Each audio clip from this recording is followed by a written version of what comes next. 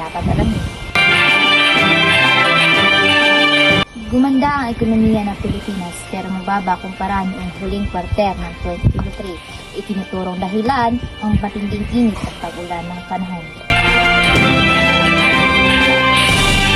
Ang init at ulan na nararanasan natin ngayon ay hindi lang ramdam sa pawis kundi maging sa bulsa. Base kasi sa datos ng Philippine Statistics Authority o PSA, 5.7% ang Gross Domestic Product o GDP ngayong unang kwarter ng taon. Kung tutuusin, bahagyang lumago ito kumpara sa sinundang kwarter pero bumaba naman kumpara sa 6.4% sa parehong panahon noong nakaraang taon.